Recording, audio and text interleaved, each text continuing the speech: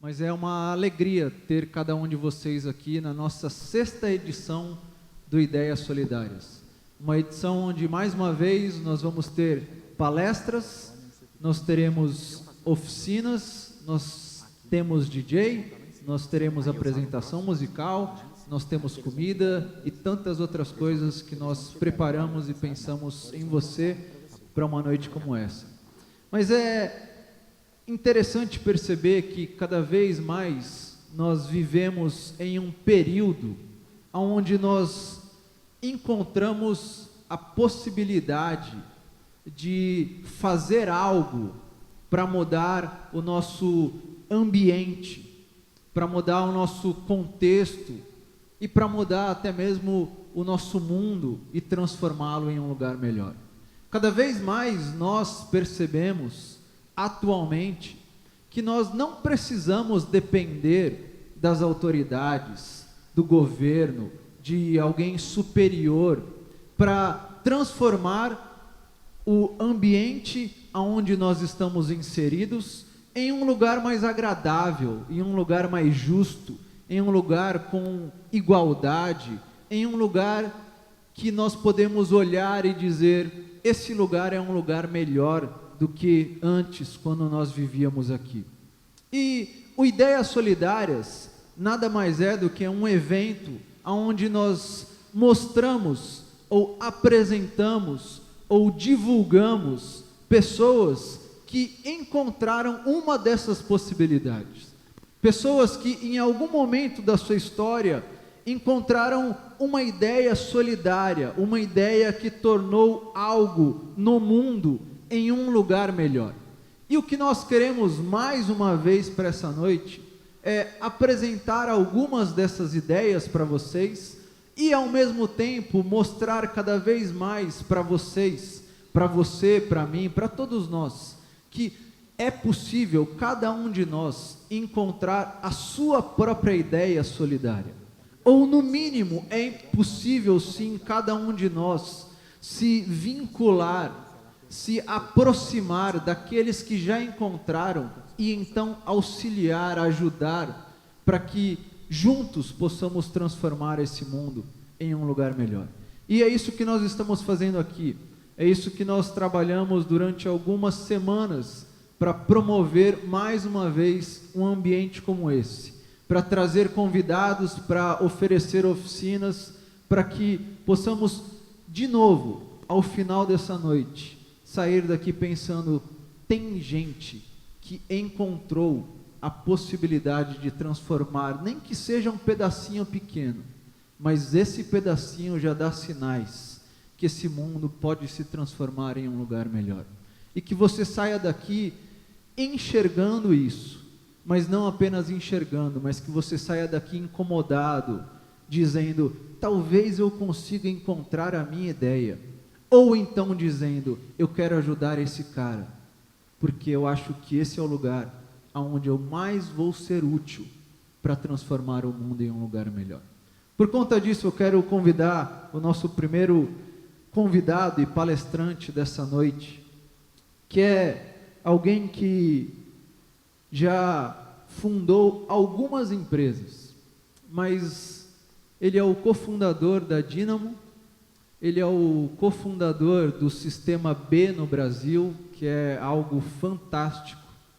Ele é um dos 30 jovens mais inovadores, abaixo de 30 anos no Brasil, e é alguém que já caminha, digamos assim, entre nós, e que a gente sempre tem muita alegria em vê-lo aqui entre nós. Então eu quero convidar e peço que você receba com muito carinho Marcel Fukuyama. Por favor, vem aqui.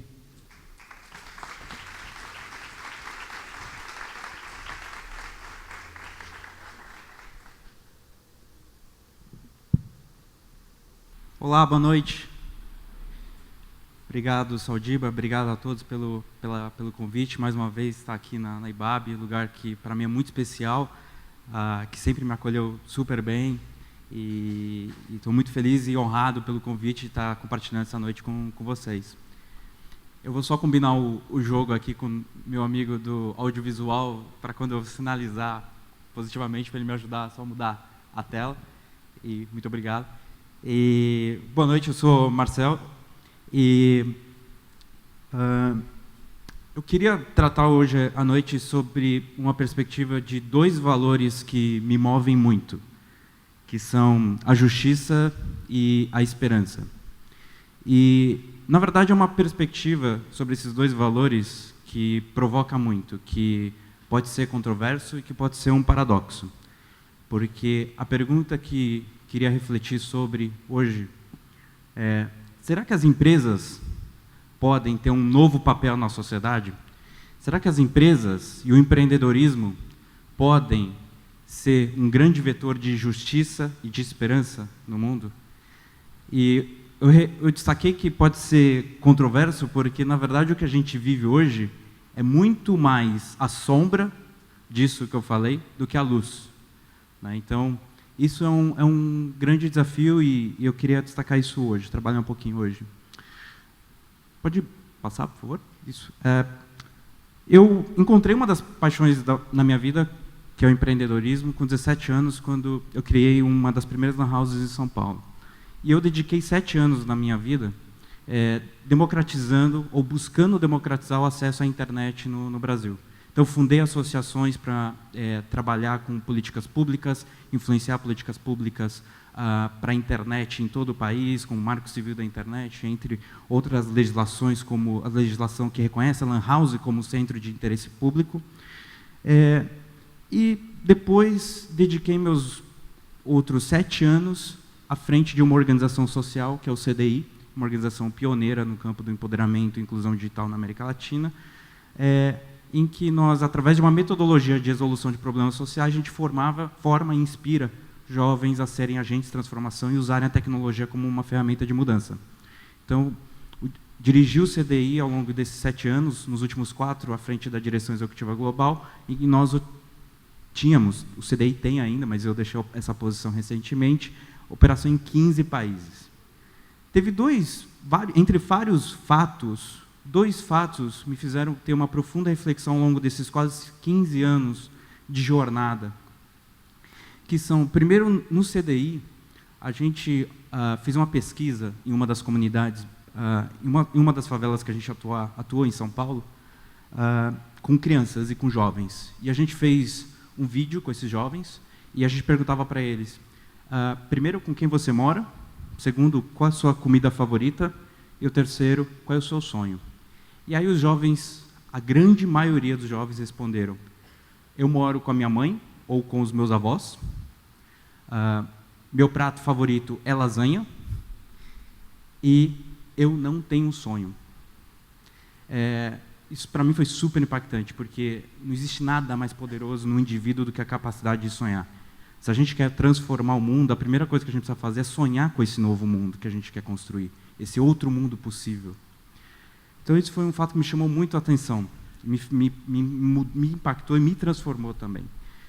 Um segundo fato, em setembro do ano passado, eu visitei uma das nossas comunidades em Monterrey, no México, e para mim foi super impactante, porque em 2012 eu estive nessas comunidades, e Monterrey protagonizou, nos últimos 10 anos, a batalha do narcotráfico e do cartel mexicano de drogas contra os Estados Unidos. E uma das comunidades que a gente estava, a Independência, em Monterrey, 40 mil habitantes, presenciei cenas muito fortes, impactantes, que marcam essa guerra do narco e a morte de jovens com cruzes, com sangue nas esquinas. E esses 2 fatos me trouxeram uma reflexão muito grande internamente sobre o trabalho que eu estava fazendo à frente do CDI e como indivíduo e como uma liderança. E a pergunta que eu tinha para mim mesmo é: será que eu de fato estou fazendo alguma mudança? Será que de fato eu que sempre quis fazer diferença no mundo, estou de fato promovendo uma transformação? Ou será que eu estou enxugando gelo? Essa era uma pergunta que eu me fazia muito. Ainda me faço, para falar a verdade. O trabalho que o CDI faz e que outras organizações, inclusive que a IBAB apoia, fazem, é um trabalho fundamental e deve seguir fazendo. Então, ao longo desses quase 15 anos, o que eu aprendi é que a mudança ela deve ser inclusiva. A mudança não deve ser exclusiva. A gente não tem que começar uma mudança de fora para dentro, mas ao contrário, de dentro para fora. Então, essa mudança ela precisa ser sistêmica. Então, peço para me passar. Aí, olhando agora para o sistema, a gente vê aqui alguma série de desafios, né? Desafio de mobilidade urbana, por exemplo. Agora eu vou começar a comentar alguns desafios que a gente tem.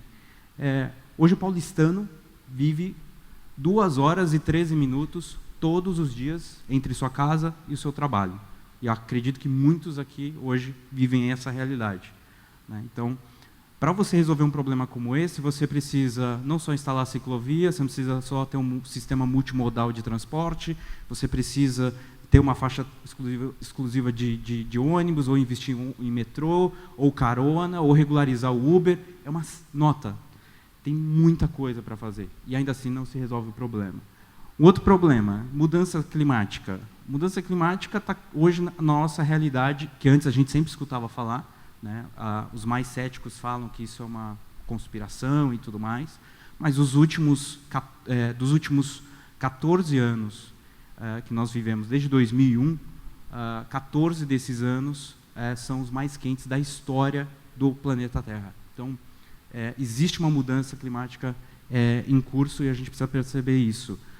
Doenças crônicas, segundo a Fundação Clinton, até 2030, 47 trilhões de dólares vai ser o impacto de doenças crônicas na economia global. Doenças crônicas, diabetes, câncer, doenças cardiovasculares. Outra pesquisa fala que até 2030, 250 mil pessoas vão morrer em São Paulo por causa de doenças respiratórias. Então, assim, é um problema grave. A questão dos refugiados que a gente está presenciando hoje muito forte no planeta. Então, são alguns problemas. Por favor, amigo, pode passar, por favor. Alguns problemas que são muito complexos. Mas um dos que mais me chama a atenção e está associado muito forte a um valor para mim, que é a justiça, é essa pesquisa da Oxfam, que eu não sei se vocês viram em janeiro desse ano. A Oxfam, todos os anos, libera um relatório que fala sobre desigualdade social. Hoje, nesse exato momento, às 20 horas e 22 minutos desse sábado, tem 62 pessoas no planeta que têm a mesma riqueza que metade do mundo. 62 versus 3,6 bilhões de pessoas. Esse número era de 388, cabia num Boeing 747-400 ali, ó. Hoje cabe num ônibus. E a projeção da Oxfam é que vai caber numa minivan até 2020, essas pessoas, que vão ter metade da riqueza do planeta. Então, que mundo é esse em que a gente tem uma falsa sensação de igualdade social, uma falsa sensação de que as pessoas estão melhorando a qualidade de vida, quando, na verdade, a renda está sendo concentrada e a desigualdade social está aumentando progressivamente e de uma maneira muito acelerada, acentuada, como vocês viram na Oxfam. Então, problemas complexos exigem soluções complexas. A questão, quando a gente fala do mercado, e por isso que eu provoco trazendo o papel das empresas, é que as empresas e o empreendedorismo são, hoje, o setor que mais impacta e influencia a sociedade no planeta.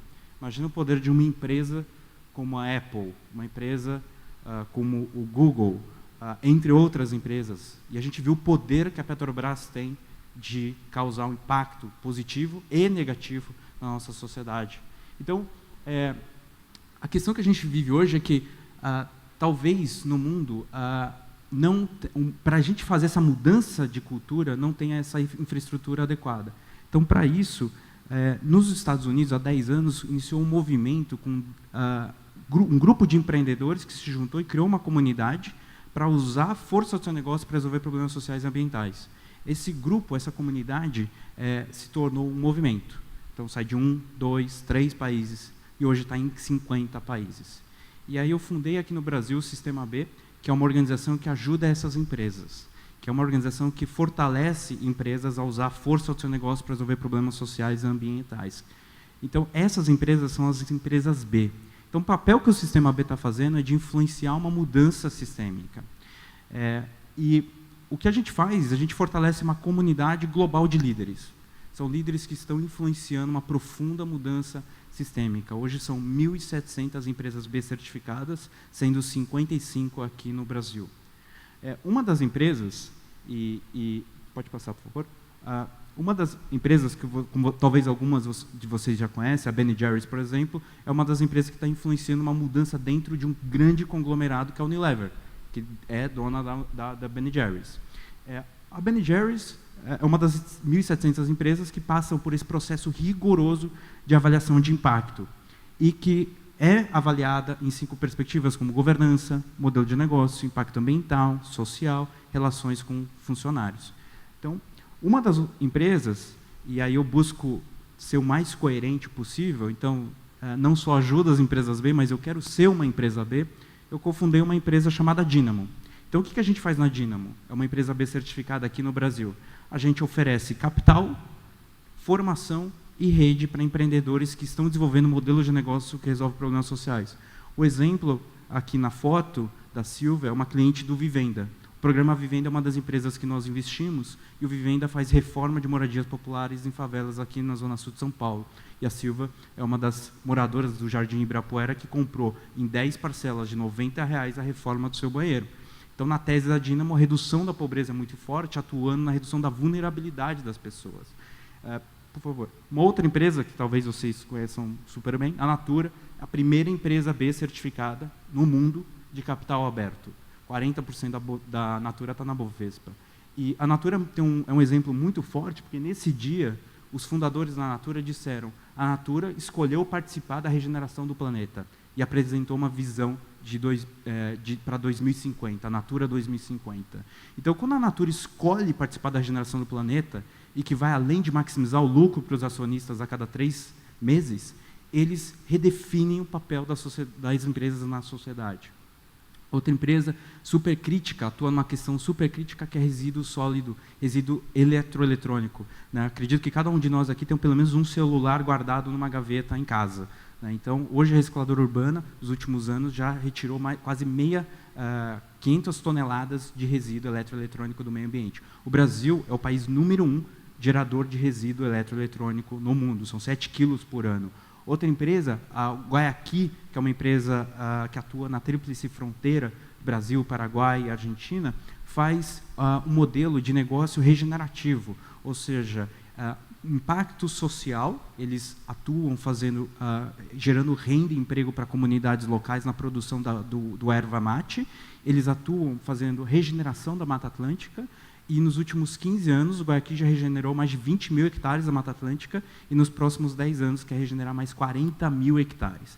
Quanto mais chá o Guayaqui vende, mais impacto social o Guayaqui tem, mais impacto ambiental positivo o Guayaqui tem. Então, esse é o tipo de empresa B que a gente está falando. Então, a gente constrói uma voz coletiva que inspira milhões de pessoas. Então, uma das iniciativas que a gente tem se chama As Melhores Empresas para o Mundo, porque a nossa visão é que um dia as empresas não vão competir para ser a melhor do mundo e gerar mais e mais lucro para os acionistas apenas, mas serem também as melhores empresas para o mundo. Então, a Best for the World é uma lista que a gente seleciona das 10% melhores empresas B que estão liderando, influenciando, inspirando essa profunda transformação sistêmica. A gente também está fazendo mudança na regra do jogo. Não dá para falar em mudar cultura se a regra do jogo ainda é a mesma. Não dá para falar de uma empresa melhor, não dá para falar de uma Petrobras melhor ou de outras empresas melhores se a gente não muda a legislação, se a gente não muda a forma como as organizações jogam o jogo hoje. Então, a gente tem algumas iniciativas como, nos Estados Unidos, as Benefit Corporation, que é um novo tipo de empresa. Você pode abrir uma limitada, você pode abrir uma SA, ou você pode abrir uma empresa de benefício, que gera benefício público, impacto social, ambiental e lucrativa também. Aqui no Brasil, a gente tem um grupo jurídico que está trabalhando para fazer o texto da primeira legislação de sociedades de benefício e que pode mudar a regra do jogo das empresas no Brasil também. Hoje a Itália e os Estados Unidos já têm essa legislação, Chile, Argentina, Colômbia já tem projeto de lei escrito e quem sabe aqui no Brasil a gente consiga passar uma nova legislação que exija das empresas um alto nível de performance, de transparência, de prestação de conta. Aqui é a foto do grupo jurídico que está fazendo isso na América Latina. Então, nós ajudamos também empresas a medir o que importa, medir a sua cadeia de valor. A gente tem mais de 40 mil negócios que estão medindo o seu impacto social, impacto ambiental, impacto econômico também. São mais de 80 gestores de fundos e fundos de investimento que utilizam as nossas ferramentas do Sistema AB para avaliar o impacto dos seus investimentos. São quase 10 bilhões de dólares que a gente tem ajudado a direcionar para esse novo campo. Um exemplo do que a gente está fazendo, pode passar, por favor, é o Rio Mais B, que está sendo lançado no Rio de Janeiro agora. Rio Mais B é uma grande chamada pública para as empresas do Rio de Janeiro a começar um processo de transformação do seu negócio, a usar o seu negócio para um impacto social e ambiental positivo, não só apenas o impacto econômico. Então, o que a gente percebe, como eu falei no começo, problemas complexos exigem soluções complexas. E o que a gente percebe é que o Sistema B está ajudando a fazer uma profunda transformação sistêmica, criando essa infraestrutura para mudar a cultura, para mudar como a gente pensa e como a gente faz negócios. A gente não tem nenhuma expectativa de que isso segunda-feira vai estar pronto. Pelo contrário, isso é uma mudança de cultura. E mudança de cultura é uma jornada de muito longo prazo. E que, eventualmente, a gente não vai ver o resultado do nosso trabalho como indivíduos, mas outros verão, as próximas gerações verão. Então, uma coisa que é importante reconhecer é que, apesar de ser uma jornada de longo prazo, o que eu estou compartilhando com vocês aqui são sinais claros de progresso, sinais claros de que mudança já está acontecendo. Ainda mais em épocas em que a gente se questiona muito sobre o futuro e sobre a esperança de um mundo melhor, de um país melhor, eu estou compartilhando aqui fatos de que a mudança é possível e de que já está acontecendo e já está em progresso. Mas ela não é perfeita. As instituições são uma construção humana, né? Então, elas são imperfeitas. E essa jornada é o ponto. Então, ser B não é uma posição. Ser B é uma direção. Ser B é fazer mais, é fazer melhor, mas ser B é fazer, sobretudo, diferente, né? Com integridade, com consistência, com coerência. E ser B é assumir um privilégio e responsabilidade que cada um de nós aqui tem de fazer diferença no ambiente que nós estamos, seja como funcionário, seja como empresário, seja como consumidor, seja como um acadêmico, formando os novos líderes, seja como um líder político, nós temos essa responsabilidade. E, por fim, eu acho que com essa mudança de cultura, sem dúvida, talvez a gente possa ver um novo tipo de empresa que trabalha para um mundo com mais justiça e com mais esperança de um outro mundo possível como esse que nós vimos, que é mais digno, que é mais igual e que é mais justo. É isso. Muito obrigado.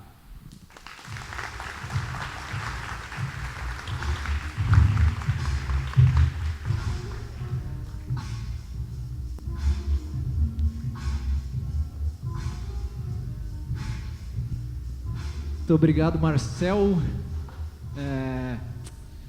Muito legal, muito legal. E a nossa próxima convidada dessa noite, ela é a mais jovem entre os jovens inovadores do Brasil e que fundou uma plataforma colaborativa incrível e que está presente em mais de 55 países, chamada Believe. E ela vai explicar um pouco mais sobre isso e sobre a sua ideia solidária. Então, quero convidar que venha aqui, com muita alegria, Lohana Scarpioni.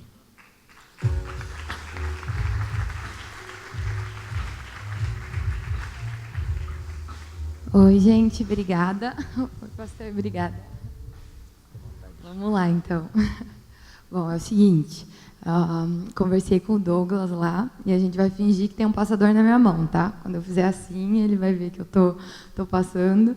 E, bem, para mim é um prazer estar aqui com vocês. É muito engraçado porque a IBAB, mesmo sem vocês saberem, faz parte da minha vida também. Quando eu estava no Reino Unido com o Believe, eu assistia muito ao Ed René de longe, então acho que é uma coisa que eu sempre estou me sentindo muito feliz e honrada de estar aqui. Mas vamos lá, eu vou contar um pouquinho da minha história. Eu sou Lohana Scarpioni, sou CEO do Believe, sou empreendedora social há mais ou menos 4 anos. Sou... Ai, meu Deus, tô nervosa, tá vendo? Pode voltar. Não. Eu vou aqui, ó. Vou dizer assim, ó. Daí, beleza, tá bom? Fechou. Vocês vão saber. E, bom, começando, eu costumo dizer que a minha história ela começa mais ou menos pela forma como eu fui criada. Eu nasci na Bahia, mas me criei no interior do Paraná. E eram mundos muito diferentes. Minha família no Paraná sempre me deu todo o amor e carinho que uma criança precisava ter e conseguiu me educar de uma forma onde eu tive todas as oportunidades que uma criança precisava para se desenvolver. Mas, ao mesmo tempo, eu passava todos os verões da minha vida na Bahia. Passava 1 mês e meio lá, numa realidade muito, muito carente, uma cidade chamada Esplanada, com 20 mil habitantes, onde meus amigos, familiares, eles tinham problemas reais com relação à fome e desigualdade social. Foi assim que eu conheci e entendi que não importa se o meu coleguinha é mais comportado que eu, e gente boa até, as pessoas elas não têm as mesmas oportunidades. E o mundo é um lugar desigual. E, às vezes, não importa o que você faça, isso não é uma coisa justa. E, desde pequena, eu achei que não fazia sentido. E, enfim, pela forma como isso me tocou, eu sabia que, durante a minha vida, eu ia ter que tomar algumas decisões ou fazer coisas para tentar tornar o mundo um lugar mais igual. O que eu fiz? Desde pequena, eu comecei a trabalhar com voluntariado na escola e também com ações sociais na igreja. Então, sempre estava trabalhando nas favelas, asilos, até que eu entrei com 13 anos, entrei num programa social chamado Projeto Menarca. Ele foi até premiado pela Unesco, que era de educação sexual para meninas carentes, onde a gente ia ensinar métodos contraceptivos, saúde da mulher, de uma maneira só a meninas. Então, foi 2 anos de voluntariado, onde eu entendi como as pessoas elas podiam ter impacto uma na vida das outras. Além, é lógico, do ter o impacto do serviço e de amar as pessoas, né? Dentro desse processo, bem... Pode passar. Aqui é meus amigos lá da Bahia, eu sou a menina de amarelo, tá? Essa era a galera, o squad. E, bem, o meu sentimento sempre foi que eu não me encaixava, porque, apesar de ser muito apaixonada pelos serviços sociais, eu não via me fazendo faculdade de serviço social, mas não era apaixonada por nenhuma faculdade. Meu sonho era fazer alguma coisa que ganhava dinheiro durante uns anos e depois juntar esse dinheiro e montar uma ONG. E, dentro desse processo de não entender o meu lugar no mundo, eu tenho um princípio que, se você não sabe o que fazer, aproveite todas as oportunidades que estão sendo dadas. Então, eu comecei a fazer 2 faculdades. Comecei a fazer Direito e Relações Públicas ao mesmo tempo, meio sem saber. Enquanto eu estava fazendo a faculdade de Direito, eu me apaixonei por direitos humanos, comecei a entender um pouco de igualdade como um direito de todo ser humano, mas, no fundo, eu não via aquilo na prática. E o que acontecia? A minha visão era sempre, eu falava, Deus tem um lugar para mim no mundo, eu não tenho a resposta, mas eu não vou me preocupar com isso. Sabe aquela coisa da paz que excede todo entendimento? Só que o fato é que, 4 anos depois de fazer 2 faculdades, eu ainda nunca falava onde eu ia trabalhar, o que eu ia fazer. E meus pais, tipo, filha, sem pressão, porque a gente nunca te pressionou, mas o que você quer fazer da vida, né? E daí foi no 4º ano de faculdade que eu comecei a me questionar, qual que é o meu lugar no mundo? Eu sempre soube que Deus tinha um lugar, mas eu não sei que lugar é esse. Comecei a pedir para Deus e, ao mesmo tempo, eu comecei a olhar para o mundo também e perceber o que me conectava lá dentro. Eu entrei numa ONG para trabalhar, chamada IESEC, e lá nessa ONG tinha um dia chamado DD, que é um dia eles apresentam várias coisas inspiradoras sobre mudar o mundo. E daí eu conheci o conceito de negócios sociais lá. Aí o pessoal da Choice deu, o que é Choice? Eles é uma organização que apoia negócios sociais. Deu, o que é negócios sociais? É um negócio onde você ajuda as pessoas do mundo e ainda ganha dinheiro. Aí, tipo, blow my mind, assim, aquele negócio, tipo, meu Deus, dá para ganhar dinheiro e mudar o mundo? Porque o fato era que minha família já tinha se sacrificado o suficiente, investido em mim o suficiente para eu não ganhar dinheiro na faculdade, depois da faculdade. Não tinha essa opção, eu tinha que sair da faculdade, tinha que me sustentar, enfim. Só que eu também queria mudar o mundo, e ali eu falei, nossa, muito legal, isso é uma loucura, mas o fato é que eu não, só fiquei sabendo o que era, mas não tive nenhuma ideia até lá. Só que, dentro desse processo, nesse mesmo evento, eu conheci os TED Talks. E pode passar. Eu conheci os TEDs, acabei me apaixonando por TED, e isso se juntou com uma outra paixão que eu tinha, que eram documentários. O fato é que, fazendo 2 faculdades, eu não tinha tanto tempo para ler coisas de fora da faculdade, tanto quanto eu gostaria. Porque Direito e Relações Públicas já tinha muita coisa para ler. Então, eu falei, não, documentários são formas de, em 2 horinhas, 1 hora e meia, você entender um tema aprofundadamente, e depois disso, você pode, enfim, você pode ter uma opção mais crítica. Então, eu assistia tudo que estava open na web. Era sei lá, documentários sobre crise de água na África, sobre alimentação orgânica, sobre conflitos no Oriente Médio. Eu ia assistindo. E daí teve uma noite que eu assisti vários TED Talks. E foi muito engraçado, porque minha desculpa para não empreender ou para não tocar um projeto social é que eu não tinha dinheiro e não tinha experiência. É sempre assim, né? A gente acha que nunca está na hora certa. Mas o fato é que, nessa noite, eu tinha assistido vários TED Talks de pessoas que, sem dinheiro e sem experiência, fizeram coisas extraordinárias. Um deles, de um indiano chamado Bunker Roy, que ele criou uma universidade chamada Universidade Pés Descalços, onde todas as pessoas elas usavam a sabedoria popular para passar conhecimento uns para os outros, então ninguém podia ser formado lá. E ele acabou levando energia solar para mais de 3 milhões de pessoas na África e Oriente Médio, só com essa universidade, sem graduações. E, bom, eu fui dormir meio que pensando, tá, Lohana, então, na verdade, não ter experiência e não ter recurso é uma grande desculpa, porque olha o que a galera fez aí. E, de uma maneira bem despretensiosa também, fui dormir pensando o que dava para fazer na minha situação, que era sem dinheiro e sem experiência. E daí foi quando veio a ideia do Blive. E eu costumo dizer que quem me deu essa ideia, lógico, foi primeiro Deus e segundo a Open Web. Foi o fato de alguns documentários que eu assisti em especiais.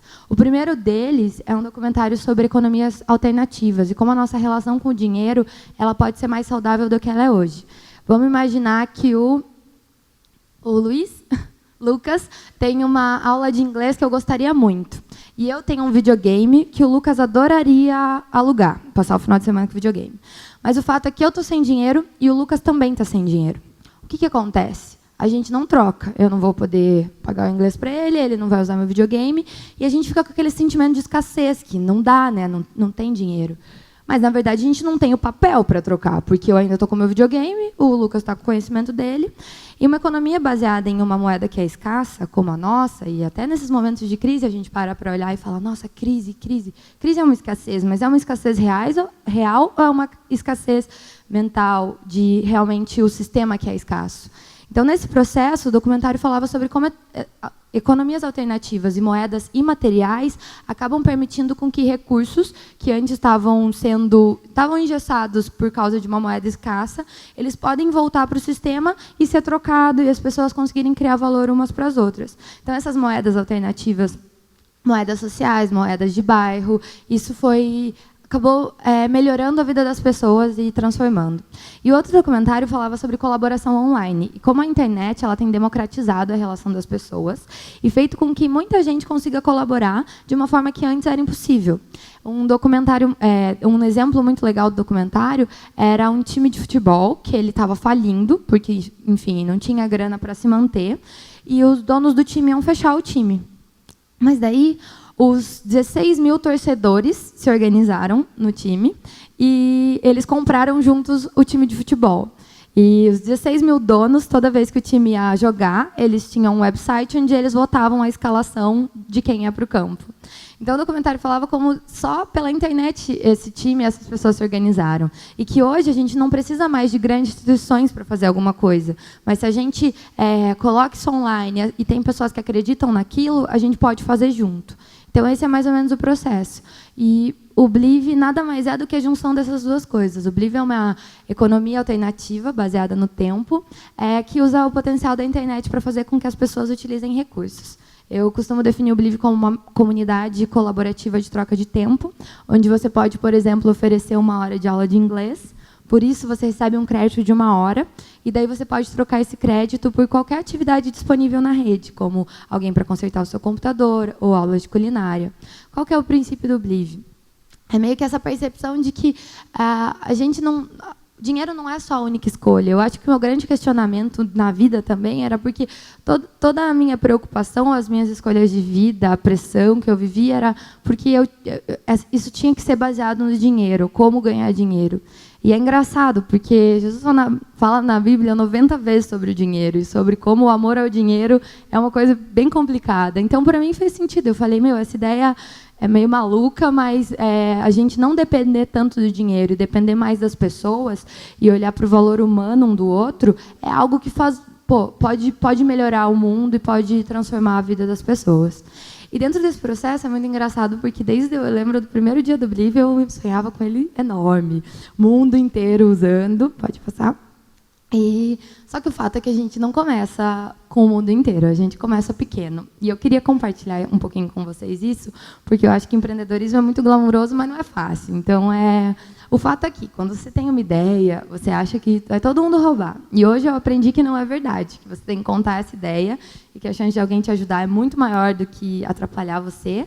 Mas, naquele momento, eu tive a ideia do Blive, falei com meu pai, meu irmão, os amigos, e daí meu pai falou, filha, tem o filho de um amigo meu que tem uma empresa de programação e que ele pode te ajudar, né? Falei, beleza. Fui falar com ele, acertamos uma parceria. Ele ia fazer o design e a web, a parte toda de código, e eu ia fazer o marketing, marca, não sei o quê, meio que isso. Acertamos a parceria, ele tinha uma empresa, né? Então eles começaram a fazer. A gente estava 2 meses e meio, mais ou menos, trabalhando juntos, e eu estava fazendo pesquisas de benchmarks. O que são benchmarks? São projetos que podiam ser parecidos ou ser referência para a gente olhar. E eu vi um que talvez fosse parecido. O que eu falei? Gente, vamos ficar de olho, né? Porque esse projeto aqui pode ser parecido, não lançou ainda, mas vamos ficar de olho. Eles, não, vamos parar o projeto, né? Porque vai que é igual. Falei, mas vai que não é igual. Mas beleza, eles não concordaram. E eu quis tocar em frente, não esperar o projeto sair. Saiu, não tinha nada a ver com o Blive, era um negócio pago, de atividades pagas. Mas o fato é que eu não tinha programador. Aí eu fui falar com os amigos da igreja também, começaram a programar. Em 2 semanas já viram que o projeto era gigante, eles eram estudantes ainda, então não iam dar conta. Aí o que eu pensei? Não deu certo com a empresa de Ponta Grossa e com os meus amigos, porque são empresa pequena, se apequenaram. Vamos atrás de empresa grande, que daí vai dar certo. Eu lembro que eu falei com 3 empresas. Uma era de hardware, nem se interessou. A outra era de software, gostou, mas ainda era pequena para o projeto. Mas a terceira era perfeita. Tinha uma identidade visual parecida, a visão deles, os projetos anteriores, era tudo muito bom. Eu lembro que eles me mandaram a proposta um dia antes do meu aniversário. Foi um aniversário um pouco triste, porque eles queriam R$150 mil mais 25% para fazer a rede. E se eu tinha 1% disso na minha conta, R$1.500 era muito. Então, vocês pararam para pensar que não dava. Era um não como resposta, com certeza. Só que, aí, dentro desse processo, o que aconteceu? Eu tinha, no começo do ano, feito uma prova, um concurso para estagiar na Procuradoria da República do Paraná, que era o estágio dos meus sonhos. Assim, é o prédio onde tem a Lava Jato. Eu sou super orgulhosa disso. Que passa no jornal, sabe, aquele prédio? Era lá que eu trabalhava. Enfim, eu entrei nesse estágio e eu ia ganhar R$900 por mês no estágio, 4 horas por dia, entre uma faculdade e a outra. Falei, agora eu vou ter R$900 por mês. Então, o que eu descobri no processo de fazer uma startup em tecnologia? Que o mais caro é o programador, é quem vai fazer o código da sua plataforma, do seu aplicativo. Eu falei, eu vou pagar o programador direto, não vou contratar uma empresa para fazer isso, e eu vou só arrumar uma empresa para gerenciar esse cara, porque eu não manjo nada de programação. Beleza, com respeito à classe, é lógico que R$900 por mês não dava, né, para pagar um programador. Então, o que eu fiz? Eu fui falar com os meus pais, falei, uma festa de formatura para 2 faculdades vai custar mais ou menos isso, mais um vestido, mais não sei o quê. Então, assim, nem sabia se eles iam me dar a festa, mas eu já parti desse princípio e perguntei se eles podiam me dar a grana da festa de formatura para eu pagar o programador. Aí, os meus pais, que são uma benção na minha vida, me apoiaram e deram essa grana. E eu falei, beleza, arrumei uma empresa de um amigo meu para fazer o gerenciamento e a gente tinha acertado tudo. Eles ficavam com uma porcentagem do Blive para fazer o gerenciamento do programador e eu pagava o programador. Beleza, a gente estava mais ou menos 2 meses também trabalhando junto. Já estava na hora de contratar o programador, porque eles tinham feito as telas, né? Quando os caras começam a atrasar, não responder. Ai, meu Deus. Aí fomos fazer uma reunião, eles, Lohana, na verdade, 1000 desculpas, mas não deu certo, porque os clientes pagos, eles entraram na frente, você era uma parceria, não vai dar. Ou seja, 6 meses depois que eu tinha tido a ideia do Blive, estava tudo na estaca zero e eu ainda não tinha uma linha de código programada. Aí eu me irritei e falei, não, nem que eu tenha que estudar programação, vamos tirar esse negócio do papel, não aguento mais. Só que o problema é que eu já tinha pesquisado, a gente está falando bem rápido porque tem 20 minutos, tá? Mas se vocês não estiverem entendendo, levanta a mão, por favor. Enfim, o grande problema é que durante 6 meses eu estava procurando programador, então eu já tinha falado em todas as minhas redes, no Facebook, todos os meus amigos, não tinha mais onde procurar. Aí eu lembro que eu estava no elevador da Procuradoria da República, vi um cara com um crachá de TI. Aí, já estava no elevador, né? Já ia ter que subir lá. Eu falei, se souber alguém que programa sistema web, aqui o meu e-mail, nananana, obrigada. Aí, beleza, um dia depois eu recebi um e-mail. Oi, o Rubens me falou que você está precisando de um programador web. Eu falei, meu, quem que é Rubens, né? Mas vou fazer reunião. Vou fazer reunião, estou desesperada. Aí, beleza, fiz a reunião e encontrei o Sérgio, que foi o primeiro programador do Blive, que é o cara que está ali na portinha, que eu não achei uma foto de todo mundo junto. E, ao mesmo tempo, eu consegui montar um time com o meu professor de Direito, o Roberto, e o José Henrique e o Murilo para fazerem o design. Então, eu paguei o programador, o Sérgio, e fiz sociedade com esses 2 designers e um advogado para fazerem a identidade visual e o UX do Blive. Esse foi assim como a gente começou, e a primeira linha de código foi programada em dia 6 de dezembro de 2012. 6 meses depois, a gente lançou a plataforma com esse conceito de levar a colaboração e permitir com que as pessoas elas vivam novas experiências usando o tempo como moeda. E hoje o Blive ele já tem mais de 100 mil usuários orgânicos, mais de 7 milhões de page views, 120 mil horas de experiência disponíveis na rede e 35 mil trocas em andamento. Outra coisa muito legal é que a gente acabou recebendo vários reconhecimentos no Brasil todo e fora do Brasil. E também a gente acabou aparecendo muito na mídia, tanto nacional quanto internacional. Então, isso foi um momento bem legal, porque eu falo que a gente tem 100 mil usuários, mas tem muito mais gente, milhões de pessoas que pelo menos já sabem que a troca de tempo é uma alternativa e que é possível viver a experiência sem precisar utilizar o dinheiro. Bom, como que a gente conseguiu tudo isso? Passando bem rapidinho. Primeiro, a gente participou de um programa de incubação de negócios sociais, e olha que loucura. A incubação foi enquanto eu ainda estava na faculdade, porque daí eu me formei e toquei o Blive depois. A incubação tinha uma rua, né? Então tinha meu apartamento, a incubadora era 2 quadras do meu apartamento e a Procuradoria da República era 2 quadras da incubadora. Então, quando a gente precisava fazer uma reunião, eu descia e vivia nessa, assim. Mas foi muito bom porque foi o primeiro prêmio que a gente ganhou. Aí, depois disso, a gente ganhou a Creative Business Cup Brasil, concorrendo com mais de 200 negócios da indústria criativa do Brasil todo. E engraçado que a gente só tinha 4 meses. E eu não imaginava. Eu realmente me inscrevi porque meu sócio pediu, porque eu nem essa fé eu tinha. Mas entramos e eu fui para a Dinamarca representando o Brasil na Copa Mundial de Negócios da Indústria Criativa. Quando eu cheguei lá, foi muito legal, porque o governo do Reino Unido estava buscando startups de jovens que... Beleza, eu vou passar um pouquinho, tá? Mas tudo bem, obrigada. Startups, vocês deixarem, né? Aí, startups de jovens que, enfim, tinham ideias inovadoras e eram de fora do UK.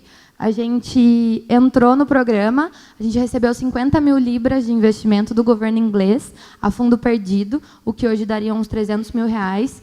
E foi muito legal, porque foi a primeira vez que a gente sabia que ia ter um ano para tocar o projeto e, enfim, fazer ele sair do papel. Depois disso, foi muito legal, porque também ganhamos o Intel Challenge. Parte do time foi para o Vale do Silício para fazer outros programas de aceleração. E depois que acabou esses 2 programas, a gente ficou num momento de transição, no qual foi muito legal, porque a gente recebeu um investimento anjo de 2 investidoras brasileiras que me contataram pelo Facebook. Não é assim que o investimento anjo acontece, para vocês verem como as coisas têm o seu tempo certo, mas foi muito legal, porque durante esse processo, pode voltar a gente ficou com metade do time em Londres, e a outra, eu fui para Stanford para fazer um curso de business, por uma bolsa de um prêmio também. Então, foi uma coisa muito maluca, assim, porque eu tive essa oportunidade, e dentro dessa transição, a gente resolveu que a gente tinha recebido investimento anjo no Brasil, em reais, e pagando a conta em libra, o que estava muito caro, porque foi bem na época que o real começou a desvalorizar. Então, a gente decidiu voltar para o Brasil e montar e expandir o time aqui, que é o time atual do Blive hoje. Essa galera bem bonita. E, bem, depois disso, pode passar. A gente montou esse time para lançar uma plataforma nova, mobile, iOS e Android, e também reformular o nosso site hoje. Então, o site que vocês vão ver hoje, porque eu vou pedir para todos acessarem, não é o mesmo que vocês vão ver daqui a 5 meses. Então, tem muita coisa nova saindo por aí, a gente está trabalhando nisso. E outra conquista muito legal é que a gente conseguiu a sustentabilidade. Então, uma vez que acabou esse recurso financeiro do investimento anjo, hoje o Blive ele alcançou o turnover, né, que é quando a gente pagou todo o investimento que a gente conseguiu, e a gente está crescendo bem com esse princípio de levar a economia colaborativa para o mundo. Além disso, eu já viajei o mundo falando de economia colaborativa, desde China, Arábia Saudita, Estados Unidos, Panamá, enfim, de tudo, assim, pelo Fórum Econômico Mundial, como o Global Agenda Council, e também como Global Shaper. Então, foi muito legal, porque também todas essas oportunidades de viajar e conhecer e falar sobre uma economia baseada em pessoas e não em dinheiro, foi algo que a gente conseguiu conquistar. Próximo. E uma coisa bem legal, para a glória de Deus também, foi que ano passado a BBC fez uma lista das 100 mulheres mais inspiradoras do mundo, e daí eu estava na lista também.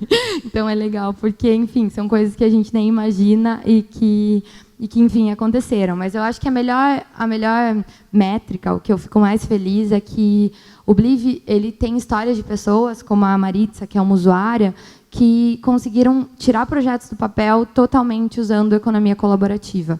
Ela era uma usuária do Bliv que oferecia técnicas respiratórias, yoga e jiu-jitsu. E daí a galera começou a pedir muito técnicas respiratórias. Ela viu que ela era boa nisso e recebia boas avaliações. Ela pegou os créditos de tempo dela e pagou alguém para fazer uma logo, para fazer um website e para fazer uma sessão de fotos linda para pôr no website. E hoje ela é uma profissional de técnicas respiratórias. Tudo isso usando economia colaborativa. E tudo isso mostrando que o valor das pessoas não está necessariamente em quanto elas têm na sua conta bancária, mas na vontade delas de acrescentar um na vida do outro. Eu acredito muito nos talentos que são dados para a gente. E os nossos talentos a gente não pode enterrar, a gente sabe disso. A gente tem que compartilhar. E o Bliv é essa plataforma para compartilhar talentos e mostrar para as pessoas que, muitas vezes, é possível, mesmo que socialmente não pareça possível, ou que você precisa mais das pessoas do que você imagine, que a nossa sociedade ela é uma sociedade que muitas vezes tem nos distanciado uns dos outros, mas esse movimento de voltar e perceber o quanto a gente precisa um do outro e que precisa viver em comunidade é o maior benefício. E, bem, como vocês viram aqui, só para finalizar, eu acho que o caminho do sucesso não é tão simples quanto a gente imagina, mas a maior pergunta é o que é sucesso, na verdade. Para nós, como empresa, como negócio social, sucesso não é ter 1 bilhão na conta, não é estar andando de avião e comprar uma ilha. Sucesso é fazer diferença na vida das pessoas. E o meu desafio é que a gente também possa criar negócios, solucionar problemas, onde a gente possa resolver e melhorar a vida das pessoas. Dentro disso, eu acho que o processo para fazer isso tem muito a ver com, primeiro, você sair e ver o mundo. Muitas vezes a gente fica muito preso no nosso mundo, no sentido de andar com pessoas que pensam parecido com a gente, fazer coisas parecidas, visitar sempre os mesmos lugares.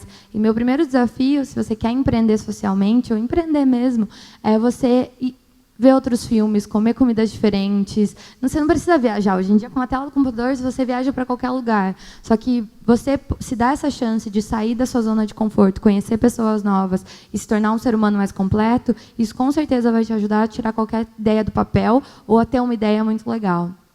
A segunda coisa é também você, depois que conheceu o mundo e entendeu um pouco sobre o quanto a possibilidade tem, é escolher uma briga. Porque eu sei que cada eu acho que empreender tem muito essa coisa de vou empreender porque dá dinheiro. A verdade é que, se você for empreender porque dá dinheiro, você não vai desistir uma hora ou outra, porque não vai ser fácil. É óbvio que não vai, sempre vai ter problemas. Mas se você empreender em uma causa que você é apaixonado e que ela conversa com você, bom, eu conheço bastante de mim e amo crianças. Eu sei que crianças é o que me toca. Não, meu negócio é com catadores de papel. Não, meu negócio é comunicação. Pega uma luta para você, que você conversa com você e vai nela. Porque, independente de quanta chance de mercado tem ali, a chance de você ser bem-sucedido fazendo o que você acredita é muito maior. Minha terceira dica também é: encontre pessoas que têm princípios parecidos com você. E eu acho que muito perrengue que eu passei foi porque, às vezes, quando a gente quer empreender, a gente quer ser muito rápido. E, na verdade, a gente nunca faz nada sozinho. Eu estou aqui hoje contando essa história para vocês, também porque eu tive um time que me trouxe até aqui de pessoas que acreditaram. Mas até montar esse time, até alinhar, a gente quebra muito a cabeça. Então, quando você for olhar, e não estou falando para você buscar pessoas parecidas com você, mas pessoas que têm princípios parecidos. Então, o que elas acreditam e o que é certo para elas também é para você. Porque, no fundo, startup, qualquer negócio vai dar problema, você vai precisar de alguém para te ajudar. E se você não tiver isso, vai ser muito, muito mais difícil. Uma das últimas dicas é também que você não tenha medo de parecer maluco e de desafiar o status quo, desafiar como as coisas são feitas. Eu acho que a primeira pergunta para quem quer empreender é: isso aqui é feito porque é mais inteligente, é melhor, ou isso aqui é feito porque sempre foi feito assim? A economia colaborativa, o empreendedorismo é essa pergunta. É você olhar e falar: não, isso aqui pode ser diferente. Como eu olhei e falei, a relação entre as pessoas podem ser mais humanas, mais horizontais, mais sustentáveis, não tanto baseado no dinheiro. Então, esse repense, essa questão de parecer maluco, não tem problema. É melhor que pareça, porque a maioria dos malucos são aqueles que realmente mudam o mundo. A outra coisa é: comece pequeno. Eu sei que a gente, né, imagina um super projeto, 1000 coisas. Eu lembro porque o Believe eu imaginava, apesar de já ter gente em mais de 100 países, eu imaginava mais de 100 países, todo mundo usando, trocando. Mas se você não der um passo de cada vez e começar com um projetinho pequeno, e validando, e entendendo, você nunca vai chegar até um momento onde você vai conseguir. E isso é começar pequeno, mirando no alto, mirando em coisas grandes, sonhando grande, mas não tendo vergonha de ser só uma página no Facebook, de ser só nada disso, porque isso faz parte, todo o projeto começa assim. A última, que eu mais gosto também, eu gosto muito dessa foto, porque o Bob Dylan é o meu segundo cantor favorito. O primeiro é o Johnny Cash. E ele tem essa... Se vocês forem parar para pensar, acho que todo mundo já ouviu o Bob Dylan. Ele tem uma voz que não é muito bonita, mas ele é o Bob Dylan. Por quê? Porque ele tinha alguma coisa para falar, ele tinha alguma coisa para cantar, o discurso dele era bom. Ou seja, muitas vezes a gente diz, ou para nós mesmos, que a gente não pode fazer as coisas porque a gente olha para a gente com base na nossa voz, no nosso lugar que a gente nasceu, no fato de eu ser ruim em matemática, do meu pai não ter dinheiro. E a verdade é que, se você tiver alguma coisa para falar para o mundo, isso você vai conseguir, vai dar certo, as pessoas vão querer te ouvir, e as pessoas elas vão ajudar você no seu projeto, e o seu projeto vai tirar do papel. Agora, se você não tiver alguma coisa para falar, se você não acreditar em algo, isso não vai acontecer. Você pode ter a voz mais bonita do mundo. Então, a minha provocação também é essa. O que vocês acreditam? O que vocês querem cantar para o mundo? Não importa se sua voz é horrível. O importante é você ter algo a dizer. E, por último, coragem. Eu gosto muito dessa foto, porque ela também é essa. Porque, se vocês olham bem para ela, o frame que a gente conhece é aquele cara na Praça da China lutando contra um tanque de guerra. Mas o macro dessa foto é que, na verdade, era uma fila de campos de guerra, de tanques de guerra. E, muitas vezes, o empreendedorismo também é assim. É você se colocar na frente do primeiro, tendo certeza que vão ter muitos outros, mas você ter a coragem para dar esse passo, para dar o primeiro passo. Sem coragem, não dá para fazer nada. Para mim, próximo, a minha frase de coragem, o que me trouxe até aqui, talvez, eu lembro desde o primeiro dia do Believe que era uma palavra que eu tinha, que não foi eu que te mandei, esforça-te, tem bom ânimo, não temas nem te espantes, porque o Senhor teu Deus é contigo por onde quer que andares. Então, eu acho que, nesse sentido, sem fé e sem coragem, a gente não vai começar nada, e não vai melhorar a vida das pessoas, e não vai servir com amor. Então, o meu desafio é esse, que a gente foi criado para fazer coisas maravilhosas, a gente não foi criado para sonhar pequeno, e o meu desafio é esse, que a gente comece a empreender socialmente, mudar o mundo um passo de cada vez. É isso, obrigada. E vejam Believe.com, e próximo, e também tem o meu contato aí, tá bom? Mas acessem Believe.com, mandem feedbacks, porque a gente está fazendo o redesign agora da plataforma. Pode voltar no Believe.com. E vão lá, vai ser muito bom. Eu espero muito que eu conte com a ajuda de vocês.